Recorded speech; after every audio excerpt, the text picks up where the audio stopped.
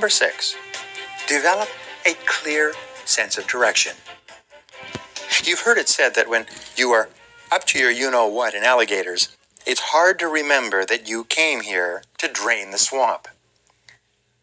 Because of the turbulence of today's marketplace, most executives and managers have been reduced to operating, almost like firefighters on a daily basis. They are totally preoccupied with short-term problems and the need to get short-term operating results. They intend to spend more time thinking and planning for the future, but they don't ever seem to get around to it. They never have time, and they are too busy to make time. But this is not for you. You need to set clear targets for yourself and for every part of your business. In fact, perhaps your most important responsibility to your people is to give them a clear sense of direction in their work. They need this to perform at their best, and they can't do their best without it.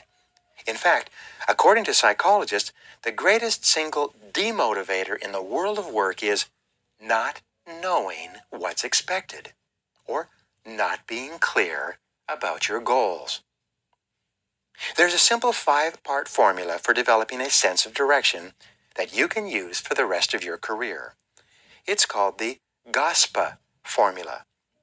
The 5 letters in the word Gospa stand for goals, objectives, strategies, priorities, and activities.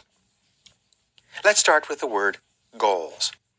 A goal is a specific place where you want to end up at the end of a specific period of time. For example, your goal could be a certain volume of sales or a certain level of profitability at the end of a quarter or the end of a year. The letter O stands for objectives. These are the sub-goals that you will have to accomplish in order to achieve your longer-term goal.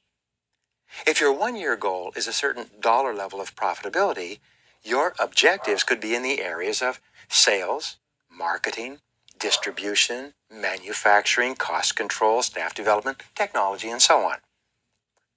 Achieving these objectives, the goals are achieved as well. The 3rd letter in Gospa, S, stands for strategies. Your strategy is the method that you are going to use to accomplish the objective on the way to your goal.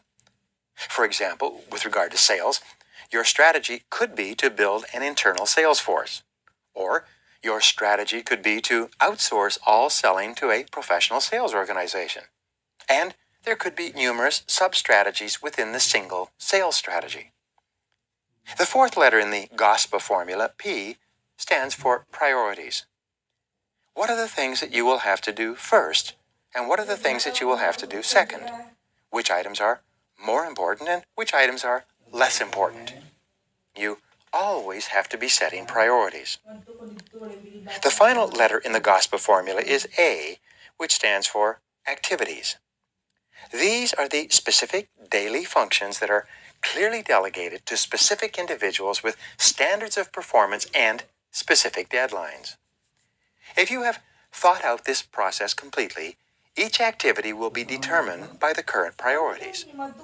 The achievement of the priorities will lead to the accomplishment of the strategy. When your strategy is carried out, you will achieve your objectives, and at the end of the time period, you will have reached your goal of a specific level of sales or profitability. One of the primary qualities of executives in high-profit businesses is that they think and act strategically at all times. They are always playing down the board.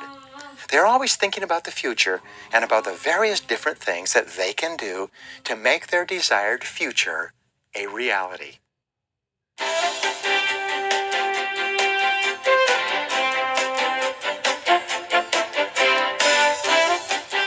Number 7, focus on key profit areas. One of the keys to high profitability in your business is for you to focus more and more time and energy on producing and delivering the products and services that yield the highest possible profit to your organization.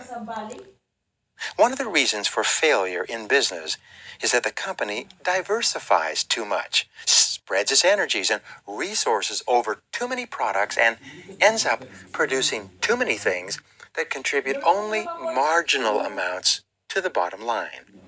You know exactly what I mean. Too many companies are offering too many products and services at too many price points to too many different markets in too many different ways.